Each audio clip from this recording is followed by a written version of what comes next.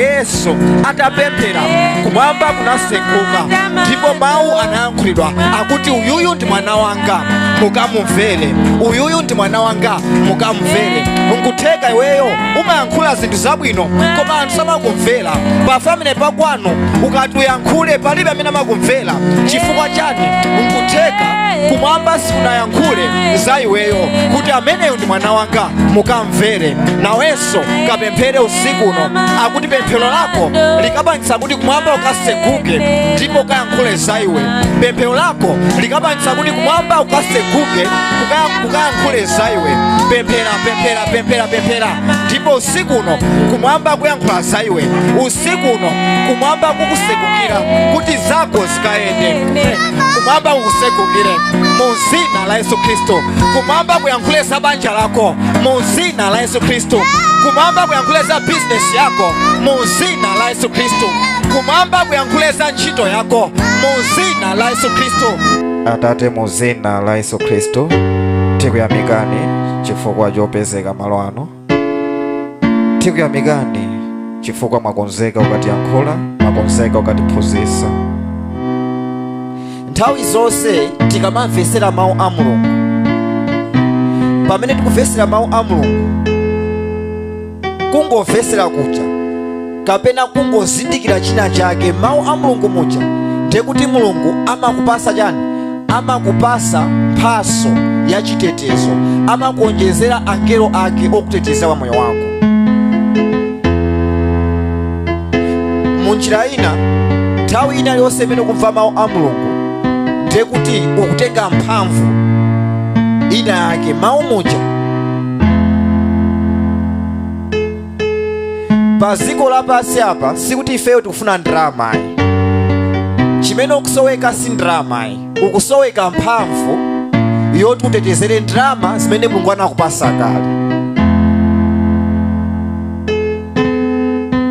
Sikuti iweyo ukusowekera ntchito, ntchito linayo kale Mulungu anakupasa, koma chimene ukusowekera mphamvu yoti utetezere ntchito ija. Sikuti ukufunika business ayi, business yo Mulungu anakupasa kale, koma chimene ukusowekera ndi mphamvu yoti utetezere business imene Mulungu anakupasa. Ulibe business osati kuti Mulungu sanakupase business, koma ulibe business chifukwa ulibe mphamvu yotetezera business imene Mulungu anakupasa kale. Kapena ulibe ntchito chifukwa ulibe mphamvu yolandira ntchito imene Mulungu anakupasa koma Satana akuyisunga. Ndeno sikusoweka ntchito yayi. Ambiri timagwada, Ambuye ndipaseni ntchito. Mulungu amangokuyang'ana koma kudabwa kuti upempha bwanji chinthu choti ndinakupasa kale. Upempha bwanji banja loti ndinakupasa kale. Upempha bwanji skulu yoti ndinakupasa kale. Upempha bwanji business yoti ndinakupasa kale. Ndiye kuti weyo sikuti ufunika business ayi, sikuti ufunika skulu ayi, sikufunika ntchito yayi, koma ukufunika mphamvu yoti ulandire ntchito ija, business ija, sukulu ija imene Satana akuyipanga control, kapena imene Satana akuyigwira. Ndiye mphamvuzo timazitenga kuti pamene ukumvetsera mawu a Mulungu, mphamvu ija imabwera pa iweyo ngati angelo a Mulungu amene amakuzungulira. Pamene ukumvetsera mawu a Mulungu, ndiye kuti kulandira mphamvu ina yapaderadera imene ipangise kuti ukalande china chake chimene Satana akuchisunga cha iweyo.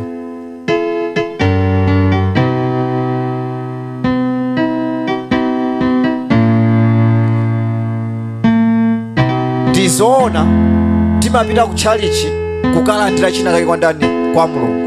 Koma timalandira munjira ngati imeneyi. Umalandira pamene weyo wapeza mphamvu inaki. Umalandira pamene weyo wazindikira china chake. Koma ngati ukhala moyo osazindikira, ukhala moyo osalandira mphamvu, zimakhala ngati kuti weyo pa moyo wako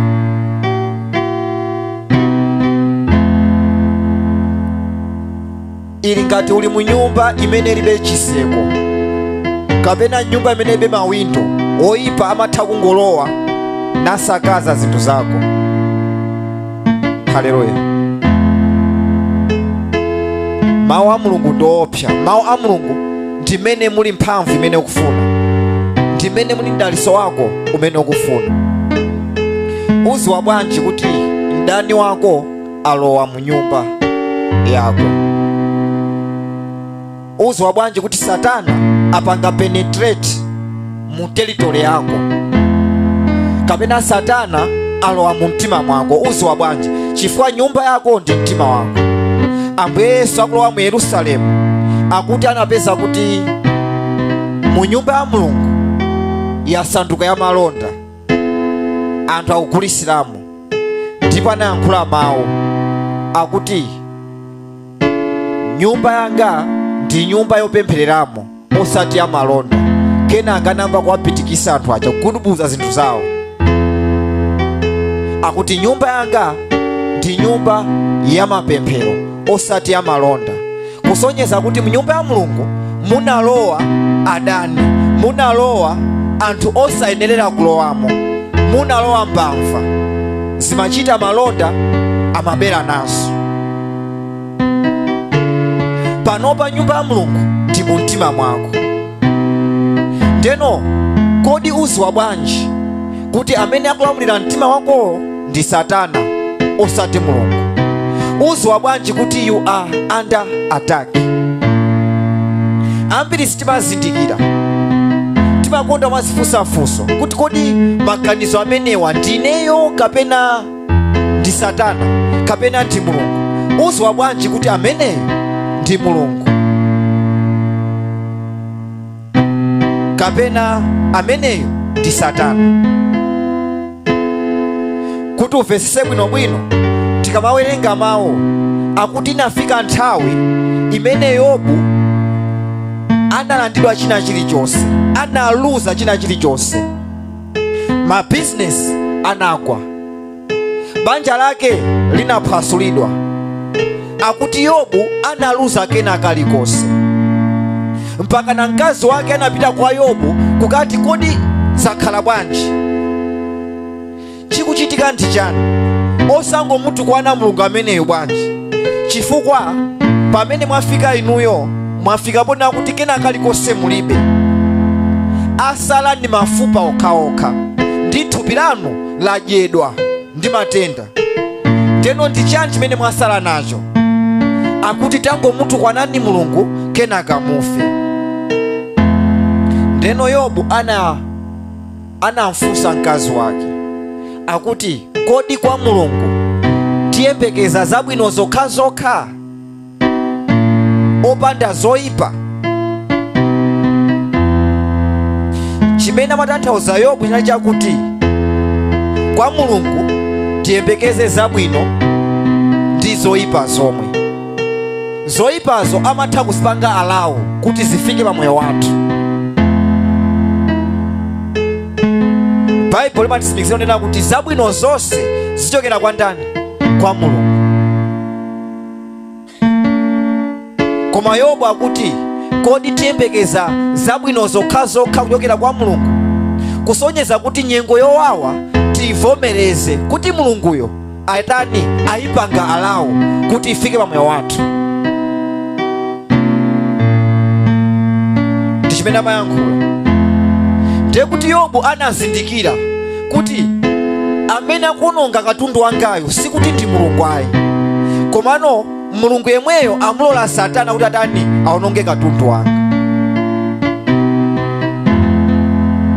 Akuti Satana ankalephera kuononga chuma cha Yobu, mpaka anapita kwa Mulungu kukapempha ndithu, kukatenga permission kuti ndiloleni ndikaloweko mu nyumba ya ndani ya Yobu.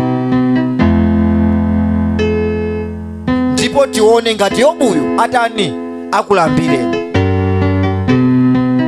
Kwa Satana amaona ngati kuti ngati Yobu aluza china chilichonse ndiye kuti asiya kumulambira Mulungu. Amaona ngati Yobu amakonda chani? Amakonda chuma. Koma ayi ndithu, ndiye Mulungu amafuna kuti amusimikizire kuti mwana wanga Yobu ndikumuziwa. Olota mulonda kena kalikonse Satana sakutumikira. Ndanamuza kuti business yake ndakupasa, ana banja lake ndakupasa, kena kalikonse kake ndadani ndakupasa, koma na moyo wake utani umusire. Ndiye kuti Mulungu anamulola Satana kuti akatani akalimbane ndi Yobu. Kongo mulola kuja Yobu anachitenga kuti ndizoyipa zomwe zimachokera kwa ndani? Kwa Mulungu. Zabwino komanso zoyipa zimachokera kwa ndani? Kwa Mulungu. Sikuti Mulunguyo ndi sosi ya zoyipa, koma Mulungu amatha kungomulola Satana. Tikawerenga mawu chivumbulutso akuti kwa masiku 10 Satana zatani azakuzuzani, azakuseweresani, koma iye amene azalimbike akuti ameneyo azalandira korona wa moyo. Korona sitimangolandira chisawawayi, timalandira pamene tatani tagonjesa. Satana amabwera pa moyo wathu kuti atiwononge, ndipo Mulungu amamulola Satana uja kuti alowedi mnyumba yathu ndi cholinga choti akaone ngati feyo timamkondadi yeyo. Ndiye kuti kwa Mulungu amakhala kuti adani akutipasa mayeso ndiziwe kuti kodi mwana uyu amandikonda kapena makonda business yake, kodi mwana uyu amandikonda kapena makonda banja lake, kodi mwana uyu amandikonda kapena makonda ntchito yake. Ndeno amazamulolera dala Satana kuti aunonge jani business yako, aunonge ntchito yako. Pamene Satana akufuna kuti akukhaulise, komano kwa Mulungu samafuna kuti akukhaulise, akufuna kuti angoona kuti kodi mwana uyu amandikonda. Ukakhoza mayeso amene akukupasa Mulungu, umazalandiranso zija Satana tani aononga double. Koma ngati walephera umabwereranso, ndiye kuti umakhala ngati wabwerezanso kilasi lomwelichi. Ndichonje olo ku skulu ngati walephera umapita kilasi nangati umabwereza momochi. Ndeno mavuto akamabwera, chimene Mulungu akufuna kuti mavuto aja upirire uduse. Koma Satana akufuna kuti utani, akufuna kuti ugwerepo mpachi.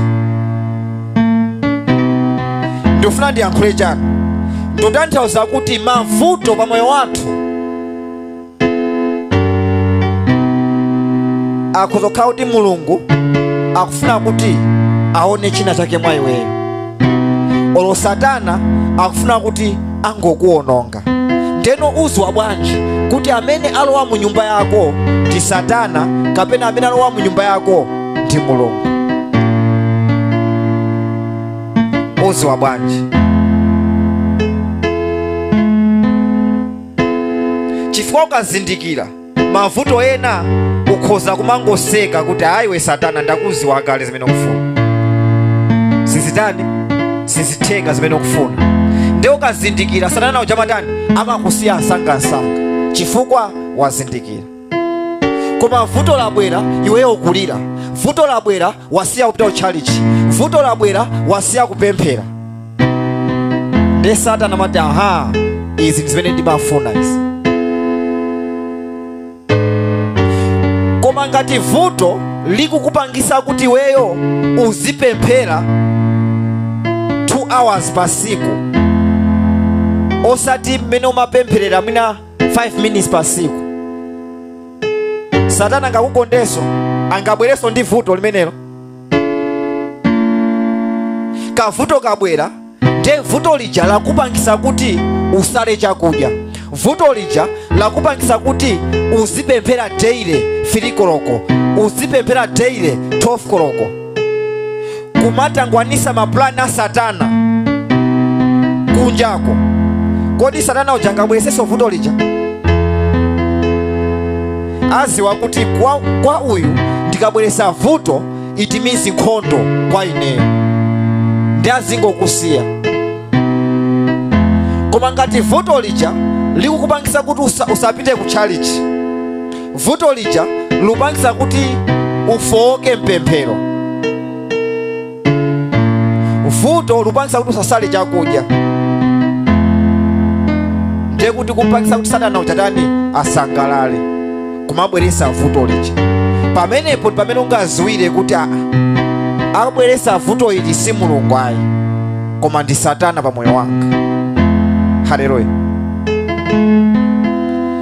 1 Yohani chapter 1 verse 2. 1 Yohani chapter 1 verse 2. Mawu akuti, okondedwa, ndimapemphera kuti zako zonse zikuyendere bwino, ndipo kuti moyo wako wathupi ukhale wolimba, monga momwe ulili moyo wako wauzimu. Haleluya. Apa Yohani amatanthauza kuti uli ndi moyo wakuthupi, uliso ndi moyo wakuuzimu. Ndeno pemphero lake la Yohani linali lakuti ndikufuna kuti moyo wako wakuthupi ukhale ochita bwino, komanso moyo wauzimu ukhalenso ochita bwino. Zinthu ziwiri,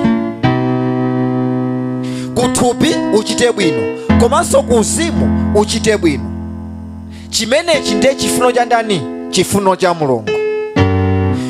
Kuti ukaziwe kuti Mulungu ali mu nyumba yako,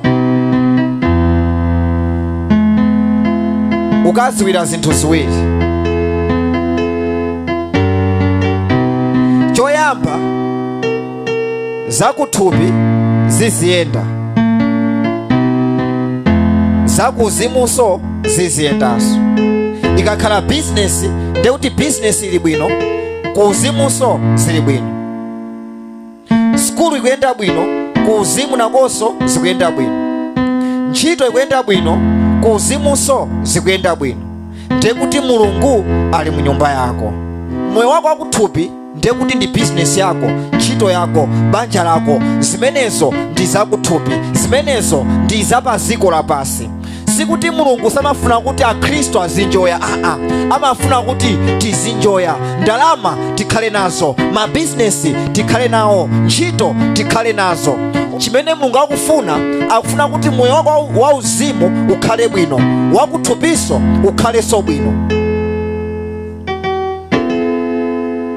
ukhale olemera kuthupi, ukhalenso olemera kuuzimu. Chimenecho ndiye chifuno cha Mulungu pa moyo wako.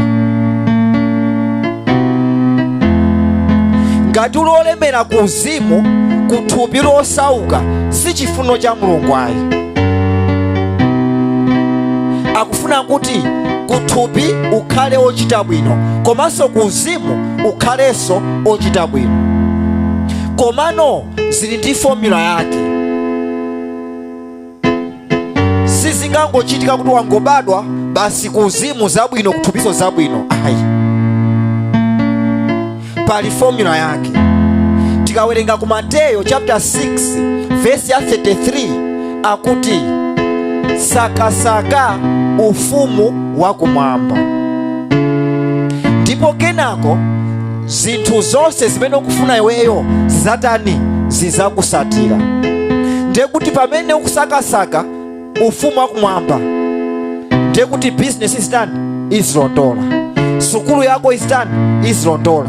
Ntchito isitani? Izilondola. Koma ukayamba kusakasaka ntchito, ndiye kuti wasemphanisa formula imene Mulungu anakupasa. Ndiye kuti zikhoza kutheka kuti moyo wako wauzimu uli bwino, komano pazapaziko kapena zakuthupi sizili bwino. Apopo usadandaule ayi, chifukwa ndi formula ya ndani? Ndi formula ya Mulungu. Uyambe kaye chani? Uyambe kaye ichi, ndipo chinachi chisitani? Chizibwera. Sikuti ukangoyamba kusatira Ambuye Yesu ndiye kuti pompo zinazo zabwera pambuyo pako. Ayi, akuti kwa Mulungu siku limodzi lili ngati zaka 1000, ndipo zaka 1000 zili ngati siku limodzi. Ndiye kuti ngati kuzimu zikuyenda, ukhale ndi chiyembekezo kuti mawu a Mulungu ndi woona. Mulungu si munthu kuti akaname, kapena sanabadwe mwa munthu kuti akapepese. Ayi, kuti ayipepani ndinayankhula udyo.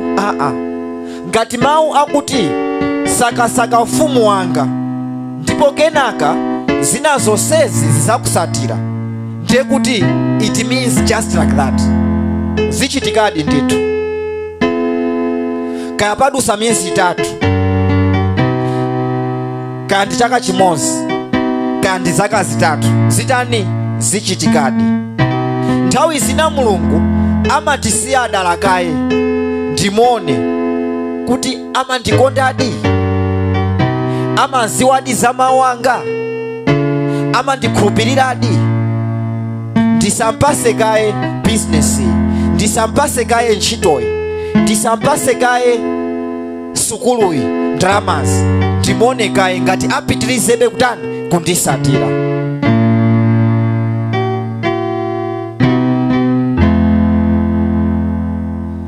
Mulungu anamuza Abrahamu akuti weyo uzakhala tate wa zizukulu zambirimbiri. Abrahamu anadikira 10 years 0, koma Mulungu anatani anamulonjeza. 20 years mwana osamona, 50 years mwana osamona, 70 years mwana osamona, 75 years. Kodi ngati Mulungu anakulonjeza iweyo kuti uzakhala ochita bwino, teno waona kuti sukuchita bwino, wadikira zaka zingati kuti ukanene kuti Mulungu ndi wabosa?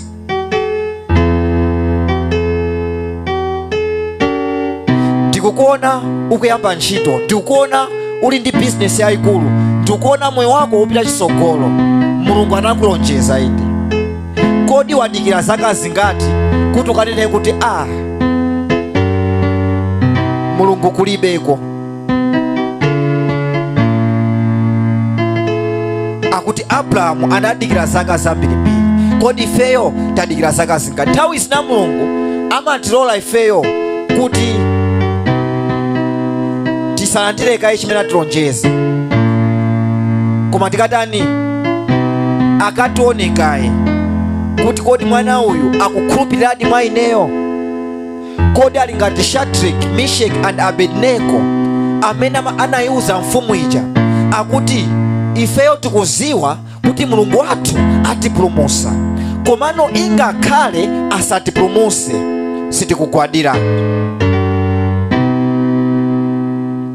Kodi ifeyo tingamuze zimenezo Satana kuti ineyo ndikuziwa kuti ntchito imene ndikufuna Mulungu atani andipasa chaka chino, koma ingakhale asandipase ntchito kwa zaka 5, sindizakulambirani, sindizakugwadirani. Kodi ndife okonzeka kumuuza Satana zimenezo?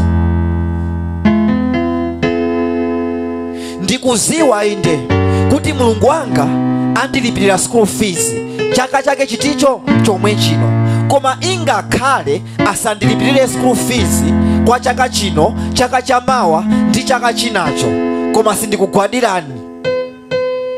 Kodi ndife okonzeka kumuuza zimenezo Satana? Akuti siku limene Mulungu azaone kukonzeka kwa mtundu umenewo ndi siku limene Satana azakukweze, ndi siku limene azakuthandize. Mulungu samapereka poti ifeyo tikufuna. Amapereka poti ifeyo takonzeka kulandira. Ukhoza kuifuna ntchito, koma ngati sunakonzeke kulandira ntchitoyo ndiye kuti sulandira. samapereka potagwada pasi kupempha ntchito, samapereka potagwada pasi kupempha skulu, kupempha bizinesi, kupempha galimoto, nyumba yabwino. Ayi, amapereka poti ifeyo takonzeka kuti tilandire. Andi kwa Mulungu kukonzeka kwathu ndi pamene tili ndi zolinga zoyenerera. Ena mwa ife Mulungu amatha kuona kuti awawa kungowapasa business imene akufunapa ndiye kuti asiya kupita ku church, ndi amati ameneyi sanakonzekere. Koma siku limene Mulungu azaone mkati mwako kuti Ambuye ndizoona ndofuna business, ndizoona ndofuna ntchito, ndizoona ndofuna skulu, ndizoona ndofuna banja labwino, komano Baba ingakhale musandipase business, ingakhale musandipase ntchito, ingakhale musandipase banja labwino, komano sindisiya kukulambirani. Akuti pamenepo ndi pamene Mulungu amayamba kubwera pa moyo wako sopano. Ndiye kuti azindikira chimene iweyo uli, kuti sikuti ukungofuna mdaliso wake ayi, sikuti ukungofuna ntchito ayi. Ukufuna ndani? Ukufuna iyeyo, ukufuna mwini wa ntchito, ukufuna mwini wa business, ukufuna mwini wa skulu. Mulungu akudikira kaya ifeyo tikonzeke. Siku limene tizayambe kusakasaka iyeyo osati mdaliso wake. Ambiri mwa ife tikusakasaka chimene Mulungu wanyamula osati Mulunguyo. Ndi chifukwa chake akungotiyang'anabe. Tikusakasaka business osati mwini wa business, tikusakasaka ntchito osati mwini wa ntchito, tikusakasaka skulu osati mwini wa ndani wa skulu.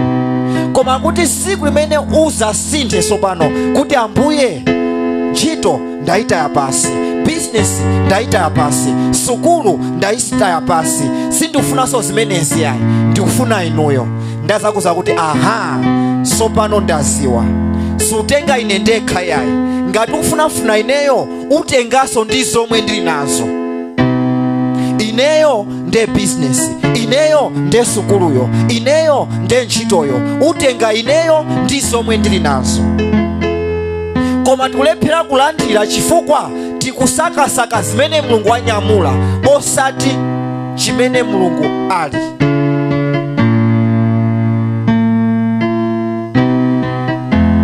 Kodi tufuna chani? Tufuna Mulungu kapena mdaliso wa Mulungu? Ndifunso limene Mulungu akutifunsa leroli. Tikufuna Mulungu kapena mdaliso wake? Akuti ukasakasaka mdaliso wake ndi chifukwa chake ukulephera kulandira, ndi chifukwa chake ukulephera kukhala nacho chimene ukufuna. Sakasaka Mulungu ndipo zimene ali nazo zikhala za iwe. Haleluya. Akuti chimene ndikufuna ineyo ndikufuna kuti mukhale ochita bwino kuthupi komanso ku uzimu. Kodi tikhala bwanji ochita bwino kuthupi komanso ku uzimu? Pamene tazindikira formula yokhalira bwino ku zinthu ziwirizi. Akuti choyamba, akuti sakani ufumu wanga, sakani ufumu wakumwamba, ndipo zina zonsezo zizakhala zanu. Mateo chapter 16 verse 26.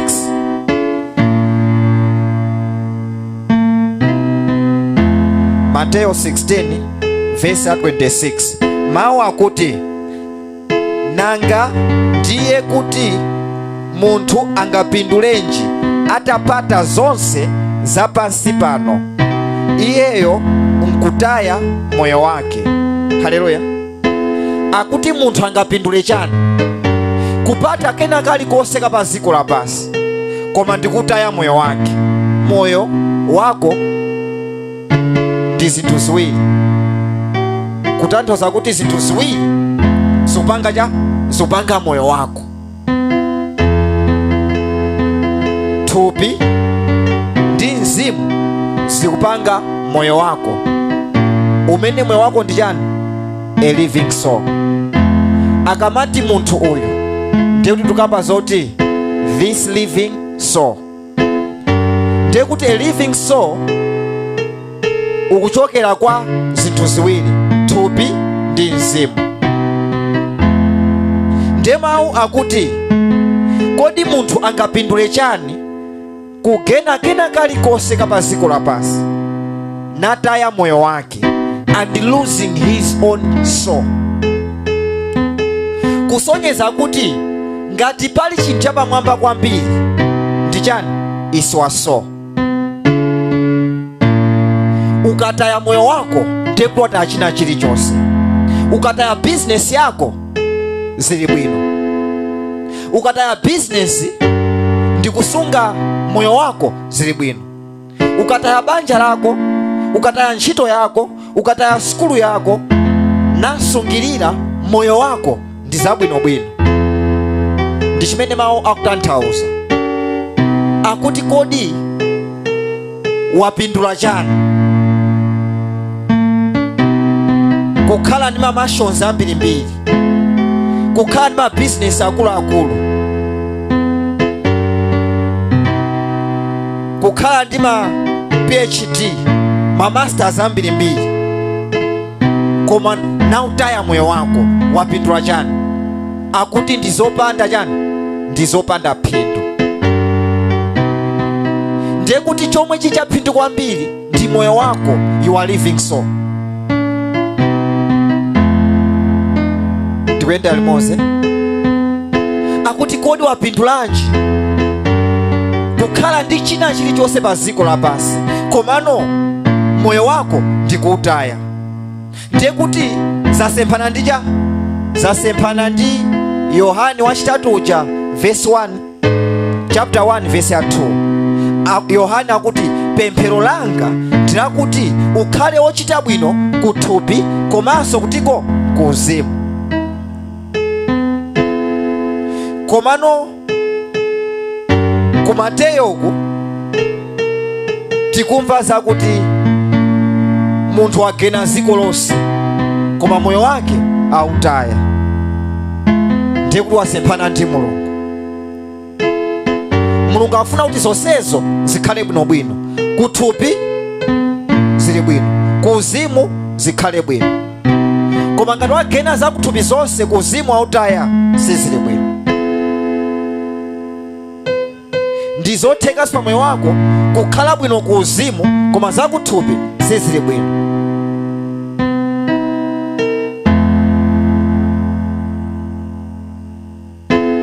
Apopo ndiye kuti uli mu formula ya Mulungu. Akuti choyamba njani? Mzimu wako. Chachiwiri zikusatira za kuthupi zija.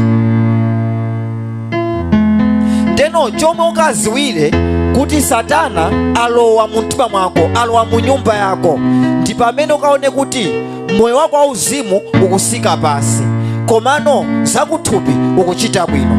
Uziwa kuti ameneyo ndi Satana. Chifukwa Satana chimene amabwerera pa moyo wako amabwerera an exchange. Akupase zakuthupi, akulande zauzimu. Satana sangakusire zonse ziwiri ayi. Business ziyenda bwino komanso moyo wako akusireso ayi, ndiye kuti mwasemphana. Ameneyo ndiye Satana. Ndi Mulungu yekha amene akupase business yabwino komanso moyo wako wapemphero uziyenda bwinobwino, moyo wako wauzimu uziyenda bwinobwino. Koma ukazangoona kuti business ikupita chisogolo koma pemphero lako lasika pasi, sukulu yako ikupita chisogolo koma pemphero lasika pasi, kuchita mawu sukuchitanso mawu, ndi pamene uzaziwire kuti oyipa uja ndamusekulira mu nyumba yanga, alowa apanga exchange, andinamiza ndi business, alanda moyo wanga wapemphero. Andinamiza ndi skulu, alanda moyo wanga wapemphero. Andinamiza ndi ntchito, alanda moyo wanga wapemphero. Ndiye kuti Satana alowa mu nyumba yako. Ndi pamene ungaziwire kuti my life is under attack, kapena moyo wanga Satana alowererapo. Ndiye kuti zakuthupi zikuyenda, zauzimu sizikuyenda. Koma Mulungu samapanga exchange yangati imeneyo ayi, kuti ndikupasa ntchito iyi komano tisamankhulisane pafupi. Akuti ameneyo si Mulungu ayi, sangapange zimenezo. Koma Mulungu akhoza kukulanda business, cholinga ukhale ndi nthawi yoti muziyankhulisana pafupi. ngati business yakoyo umaikonda kwambiri kuposa ndani? Kuposa iyeyo. Mulungu ndi wasanje akufuna moyo wako ukhale omutumikira iyeyo Mulungu. Ndakaona kuti foni yako ndi iyeyo mukulimbana, malo moti ukhale ndi mpata woti usimulambira usicheza ndi Mulungu, ulibize kwambiri ndi foni yako, ulibize kwambiri ndi ntchito yako, ulibize kwambiri ndi business yako, akuti Mulungu ndi wasanje akhoza kukulanda foni ija, akhoza kukulanda ntchito ija, akhoza kukulanda business ija, cholinga akhaleko ndi mpata woti acheze nawe. Ndeno tizionesesa kodi ineyo ndikukonda chani pa moyo wanga, ndi chani chikudya nthawi yanga. Mulungu akufuna nthawi yako. Uziwa bwanji kuti Satana alowa mnyumba yako? Uziwa bwanji kuti Satana alowa mu mtima mwako? Akuti ndi pamene moyo wako wauzimu ukusika zakuthupi zipita chitsogolo. Mulungu anamtuma Satana, pita kwa Yobu katenge kena kalikose, koma na moyo wake ukamusiyire, kusonyeza kuti na hizi so umusiyire osagwira. Chifukwa chimenecho ndi chuma chake. Business si chuma chake ya, ntchito si chuma chake ya. Ndeno ni mavesi awiri okavesa bwinobwino. Tikawerenga Yohani chapter 10 verse ya 10, akuti Satana amabwera pa moyo wathu kuzatani, akuti amabwera pa moyo wathu kuzaba, kuzapha ndi kuononga, zinthu zitatu. Ndeno funso langa ndirakuti ngati mawu akuti kodi kwa munthu angapindule chani kugena zonse za padziko lapansi naluza moyo wake, ndiye kuti Satana angabwere pa moyo wako zapanga chani? Satana akufuna business yako, akufuna ntchito yako, akufuna banja lako, pamene akuchita kuziwa kuti business yako sizakutengera kumwamba, ntchito yako sizakutengera kumwamba, ntchitoyo sikutengera kumwamba. Ndeno Satana akakhale opusa kuzaononga business yako, kuzaononga ntchito yako. Ayi, Satana sopusa, amaziwa ndithu kuti ngati kuli chinthu cha pamtengo wa pamwamba isiwaso. Ndi chifukwa chake amabwera kuzakupasa ntchito mwa useri, kapena kuzakupasa business mwa corruption. Chimene akufuna kuti alande your own soul. Azakupasa ntchito kuti ntchito ndi besa, mafuna ntchito ndi iyi, komano ugone ndi abwana ako. Iwe ndakhala zaka zitatu kusakasaka ntchito, sindi imene ndingololera. Ndiye kuti Satana atani akupasa ntchito, koma chimene aononga ndija aononga moyo wako, your soul. Kodi zikupindulira chani kugena kena kalikose pa dziko lapansi, kukhala pa ntchito, kukhala ndi business, koma kuluza moyo wako? Zikupindulira chani? Akuti Satana chimene amafuna an exchange, atenge moyo wako akupase zakuthupi, akupase ntchito. Ndeno ngati mawu pa Yohani chapter 10 verse ya 10, akuti Satana kwake ndikuba, kupha ndi kuononga. Sikuti Satana akufuna aononge business yako, ayi, business yako alibe nayo ntchito. Sikuti Satana akufuna aononge skulu yako alibe nayo ntchito, chifukwa kuziwa kuti skuluyo sikutengera kumwamba.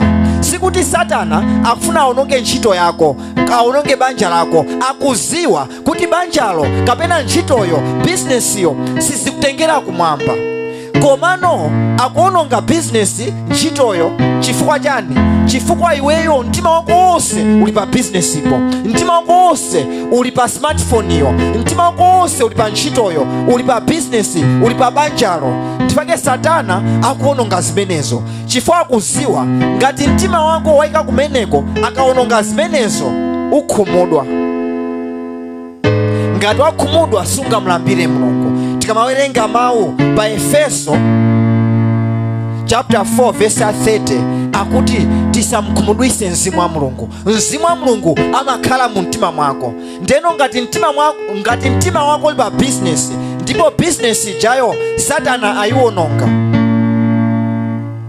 ukhumudwa nanga. Ukakhumudwa sungamlambire Mulungu. Chimene Satana akufuna ndi chiticho ndi chimenecho, kuwononga ubale wako pakati pa iwe ndi ndani? Ndi Mulungu. Pasakhale communication, pasakhale kuyankhulisana. Andi sungayankhusane ndi Mulungu ngati wokwiya, sungayankhusane ndi Mulungu ngati wokhumudwa. Satana akukhumudwisa bwanji? Amaona kaye kodi mwana uyu amakonda chani. Haleluya. Mwana uyu amakonda chani?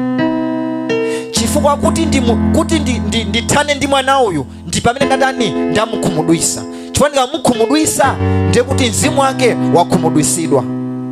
Ndimukhumudwisa bwanji? Umakhumudwa ngati chimene umakonda chatani palibepo, ngati chimene umakonda chili attacked. Ndichifake mawu amanena kuti tisakhale attached ndi zinthu zapaziko, tisakhale attached ndi zinthu zapaziko kapena kena kalikonse ka muziko lino. Chifukwa tikakakonda kwambiri tikamene Satani asakalande kuti atikhumudwisa.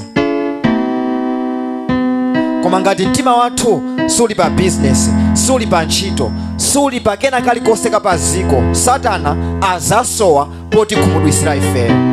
Haleluya. Tizwa bwanji kuti Satana alowa mu nyumba yathu?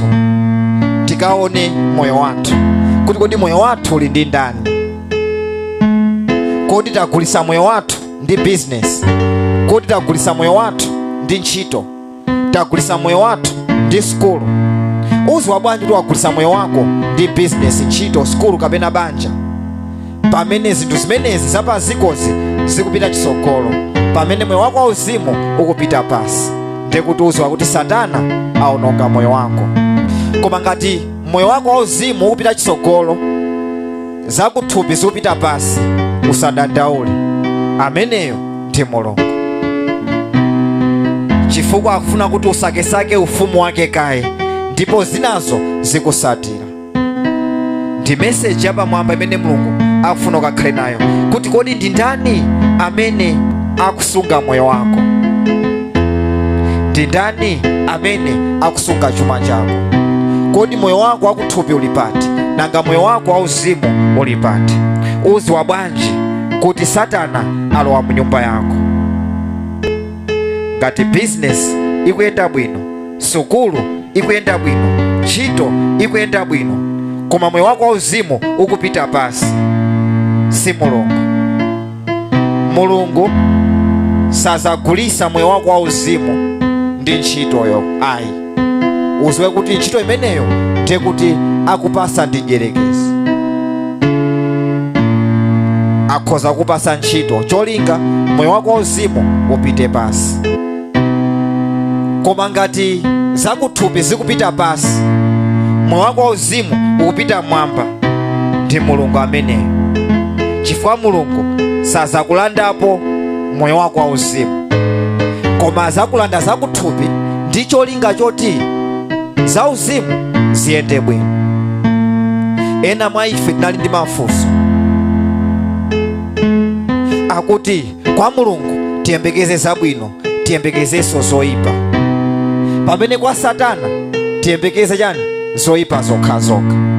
Nde ineyo pa moyo wanga ndikuziona izi zoyipa. Kodi ndi Mulungu kapena ndi Satana? Ngati kusoweka ndalama kwako kukupangise kuti uyambe uhule, ndiye kuti ameneyo si Mulungu. Ngati kusowa business, ndiye kusowa kwa business kuja kwa kupangisa iweyo kuti uyambe kuba, ndiye kuti ameneyo si Mulungu ayi. Ndiye kuti Satana alowa mu nyumba yako. Koma ngati kusowa kwa ntchito, kusowa kwa business, kusowa kwa fees kukupangisa iweyo kumankondabe Mulungu, kukupangisa iweyo kusungirirabe moyo wako wauzimu, ndiye kuti ameneyo ndi Mulungu. Nkutheka akukuona kaye, akukuyesa kaye, kuti kodi mwana ameneyo angapitize kundikondabe mu nyengo iyi kwa zaka zitatu, kwa zaka ziwiri, kwa myezi 7 apitiriza kundikondabe? Akuti kwa iye amene apitirize kudalirabe Mulungu ingakhale mavuto, akuti likubwera siku azalandira chani? Azalandira korona wa moyo. Sauli analephera kungodikira 7 days. Samueli akuti chonde usasewere nkhondoyi mpaka na ineyo nditabwera pakatha masiku 7 kuti ndizapereke nsembe kwa Mulungu. Akuti Sauli anadikira 6 days Samueli sakubwera, 7 days Samueli sakubwera. Akuti kenaka akuti ndavutika kwambiri, ameneyo achedwa, ndingopereka nsembe indekha. Akuti atangopereka nsembe ija, akuti Samueli anatulukira. Akuti kodi wapanga chani? Akuti ndinaona kuti inuyo mukuchedwa, ndipo ndinangopereka nsembe iyi kuti zathu ziyambe kuchitika. Akuti weyo ndi wopusa. Chifukwa chopusa kumeneko ufumu watani? Watengedwa pa iwe. Chifukwa chani? Akuti Sauli analephera kudikira kwa masiku 7 okha. Chimozimozi ndife, akuti Mulungu atiuza kuti dikira. Pakatha masiku 7, pakatha mawiki 7, pakatha myezi 7, zikatha zaka 7, undiona titatulukira ndi mdalitso woti suzakhalanso nawo yayi. Olotagwira ntchito zaka 20 suzakhalapo nazo yayi.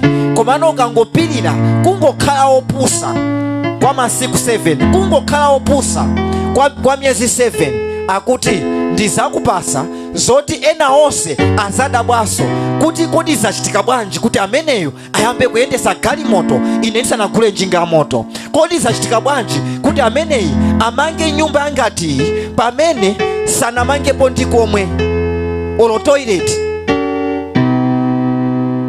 Akuti ukangopirira kwa kanthawi kamene Mulungu akuyikizira, akuti uzalandira korona wa moyo.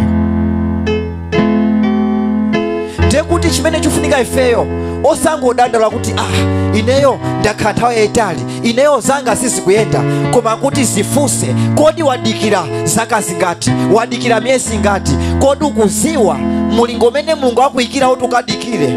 Akuti usakhale opusa ngati Sauli kungodikira 7 days. Ineyo basi ndingotani, ndingomverabe za sing'angayo, ndingomverabe za nzangayo kuti ndipereke nsembe ya mwana kuti ndilandire chuma, ndikangojoyina usataniki. Akuti pamenepo ukusemphana ndi chimene Mulungu atani akukonzera. Akuti ukadikira kwa mulingo umene Mulungu akuyikizira, ndiye kuti uzalandira korona wa moyo. Mulunguyo akubwerabe ndi chimene atani, ndi chimene akukonzera. Ingakhale nthawi ikupita, koma Mulunguyo akuziwa chimene akupanga ndi moyo wako.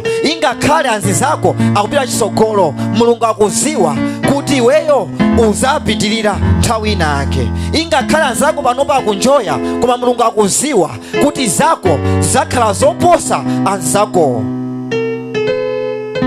Ingakhale anzako akuphunzira akupita chisogolo, koma Mulungu akuziwa kuti iweyo anzako aja azakutumikira iweyo, anzako aja azagwira ntchito kwa ndani? Kwa iweyo. Akuti Mulungu zimenezo akuziwa, ungodikirabe kwa ndani? Kwa iyeyo. Osabwerera mbuyo. Usiku uno likakhale pemphero lako kuti Ambuye ndikuziwa mwasunga china chake pa moyo wanga, ndiloleni ndisakhale ngati Sauli, ndipaseni mzimu wodikirabe kwa ndani? Kwa inu, ndisabwerere mbuyo. Ndipaseni kuthekera kodikirabe kwa inu, ndisabwerere mbuyo. Ndisakhale opusa ngati Sauli amene anangodikira 7 days kenaka kuti yayi ndiyendera zanga, ndiyendera maganizo anga, ndiyendera nzangayo. Mulungu uyu sindikumona bwino, mwina pena pake sakumva pemphero langa, mwina pena pake kulibeso. Akuti usakhale ngati Sauli. Ndeno ndi bwino kuti usiku uno ukapemphere kuti Ambuye ndipaseni mzimu odikira kwa inu, ndipaseni mzimu odikirabe kwa inu mpaka na pasiku limene mwatani mwandilonjeza.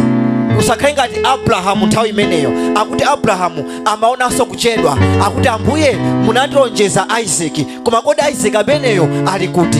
Chabwino ndiyendera yanga. Akuti atayendera yake Mulungu anampasa Ishmaeli. Koma kodi Ishmaeli tinamumvapo patipo? Chifukwa Elijah akuti Mulungu wa Abrahamu, Mulungu wa Isaac, Mulungu wa Yakobo, imvani pemphero langa. Kodi Elijah anapempherapo kuti Mulungu wa Ishmaeli? Ayi. Chifukwa Mulungu anamulonjeza Isaac. Ndeno poti Isaac amachedwa, Abrahamu anayendera njira zake napezapo ndani? Napezapo Ishmaeli. Kenaka Mulungu anabwera akuti mdaliso wako suli mwa Ishmaeli yeyayi, uli mwa Isaac. Ndeno naweso ukapemphere, zimachitika ndithu, umatopa, ndizoona. Komano akuti pamene wafika potopa paja ndi pamene Mulungu amafuna kuti atani? Abwere. Akuti nthawi imene iweyo zako zamba kusika, nthawi imene ukuona kuti pemphero lamba kusika, ndi nthawi imene Mulungu amafuna akudalise. Akuti kwa iye amene azapirire mpaka na mapeto, akuti ameneyo azalandira korona wa moyo. Ndakuti nthawi imene wayamba kufoka ndimene ukazindikire kuti ndi nthawi imene Mulungu amabwera ndi chipulumutso chake, amabwera ndi mdaliso wake, ndeno ndikusemphana nazo. Haleluya. Ndi nthawi yapamwamba usiku uno kuti ukamuzindikire mdierekezi, kodi amabwera bwanji?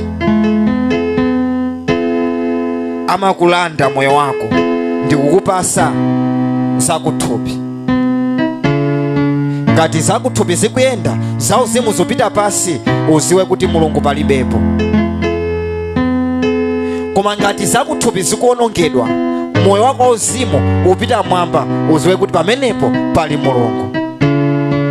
Ndipo kucha sikuchedwa ayi, kucha ndithu ukhala ndi zako. Haleluya. Ndofuna kuti pamene ulipo ukayimirire, ukakhale ndi pemphero kuti Ambuye ndimafoka chifukwa skulu ija sindimayiona, ndimafoka chifukwa ntchito ija sindimayiona, ndimafoka chifukwa business ija sindimayiona. Koma nalero sindifuna kuti ndikhale ngati Sauli, sindifuna kuti ndikhale ngati Abrahamu ndikakhale ndi Ishmaeli pamene mwandilonjeza Isaac. Sindifuna kupanga mistake ngati imeneyi. Ambuye ndipaseni mphamvu yoti ndidikirebe, ndipaseni mphamvu yoti ndidikirebe. Haleluya. Inalinso nthawi inake akuti Elijah anatopa, akuti Elijah anafika nthawi yoti anampempha Mulungu akuti Ambuye chabwino tengani moyo wanga, chabwino ndingofa. Akuti Elijah anatopa, akuti Mulungu anamtengera pamalo, anamtengera ku phiri. Atafika malo aja akuti ngelo anabwera kwa Elijah ndi chakudya, akuti iti. Akuti Elijah anangoja pang'ono nasiya, akuti iti. Elijah anaja nasiya, akuti ija chifukwa ulendo okupitawo ndi wautali. Haleluya. Ndiye kuti ukakwanirise kudikira kwa Mulungu pakufunika chani? Pakufunika chakudya chokwanira, pakufunika mzimu, pakufunika mphamvu yokwanira kuti udikirebe nyengo ya Mulungu. Si wonse amene angakwanirise kudikira nyengo ya Mulungu yoyikizidwa ayi, koma ndi okhaokhawo amene adya mokwanira zauzimu.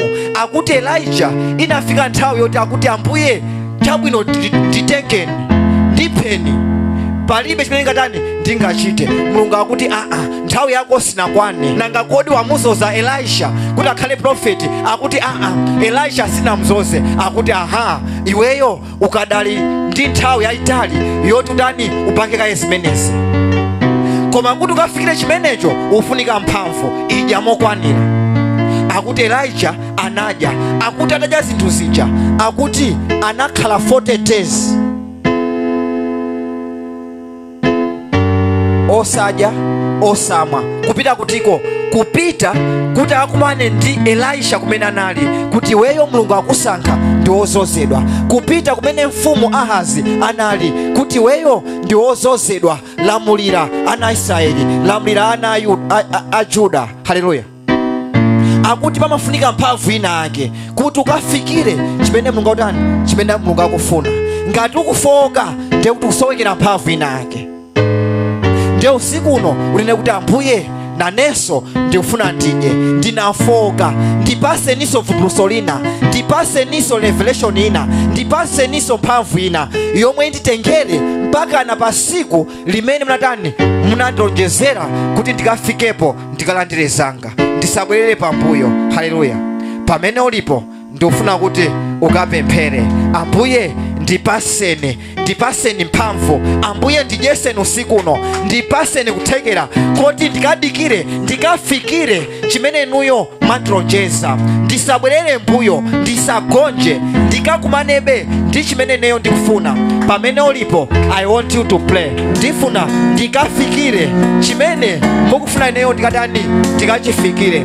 Ndipaseni mphamvu yokwanira, ndipaseni mphamvu yokwanira ndikafikire daliso wanga, ndipaseni mphamvu yokwanira ndikafikire chimene mwatikonzera. Imafika nthawi munthu amatopa. Ndizoona Abrahamu anatopa, anaona ngati kuti Ishmaelo amuthandiza, koma kuti Ishmaelo panalibe mdaliso umene Mulungu anamulonjeza Abrahamu. Sauli nayonso inafika nthawi anatopa kudikira Samueli, komano sizinamthandize, analuza ufumu wake. Elijah nayonso inafika nthawi yoti anatopa, amafuna atangofa, komano sinali nthawi yoti Mulungu amutenge. Elisha anali asanazozedwe. Nawenso Mulungu akulonjeza china chake choti wakwanilise, akuti chimenecho uchifikire kaye, usatope yayi, usabwerere mbuyo yayi. Ndeno pemphera Mulungu akonjezere mphamvu zoti ukapitirize kumudalira, Mulungu akonjezere mphamvu zoti ukapitirize kumudalira, ukapitirize kudikira pa iyeyo. Landira mphamvu yakumwamba mu zina la Yesu Kristo. Landira mphamvu yoti ukapitirebe mpaka na ukalandire zimene Mulungu akulonjeza mu zina la Yesu Kristo. Akuti usatope. Don't settle for Ishmael. Pamene Mulungu akulonjeza Isaac, don't settle for a little thing. Pamene Mulungu akulonjeza zikulu. Don't settle for a pani. Pamene Mulungu akulonjeza bread, akuti usakhutisidwe ndikakang'ono, usakhutisidwe ndikanthawi yochepa, usakhutisidwe ndi zimene Satana akukulonjeza. Akuti Mulungu akulonjeza zikulu. Akuti kwa iwo amene amamukonda awalonjeza za zikulu zoti ndi maso awo sanaone, ingakhale kuganizira sanaziganizire. Don't settle for a small thing. Usakhale ngati Abrahamu akuti anapanga settle for Ishmael pamene Mulungu amulonjeza Isaac. Nawenso dikirabe kwa Mulungu. Don't settle for zabwino zimene Satana akukupasa, akulonjeza. Zimenezo ndi zazing'ono zongopimba mdaliso wako. Pemphera. Ambuye segwani maso anga ndikazindikire, ndikaone zabwino za inu, osati zabwino zakanthawi kochepa zimene Satana akundilonjeza. Pray. Pemphera. Usaone kuchedwa yayi, zabwino zikubwera. Usaone kuchedwa yayi, zazikulu zikubwera pamoyo wako, zazikulu zikubwera pamoyo wako, zichitika ndi moyo wako. Usaone kuchedwa yayi. Akuti kwa Mulungu siku limodzi lingati zaka 1000, ndipo zaka 1000 zingati siku limodzi. Ambuye musalole kuti neyo ndifoke, musalole kuti neyo ndifoke. Don't allow me to settle for Ishmael. Let me wait for my Isaac. Don't allow me to settle for Ishmael when there's an Isaac coming for me. Don't allow me to settle for Ishmael when there's an Isaac coming for me. Pray. Pemphera.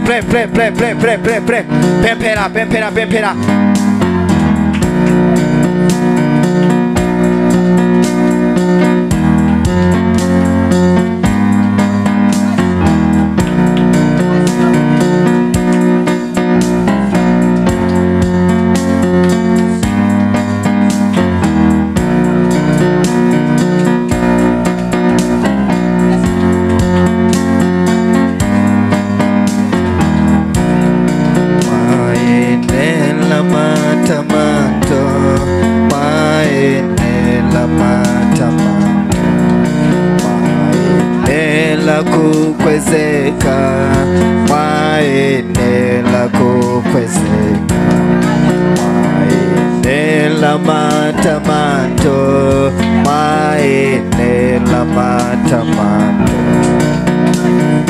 Yeah, mwayenela matamando.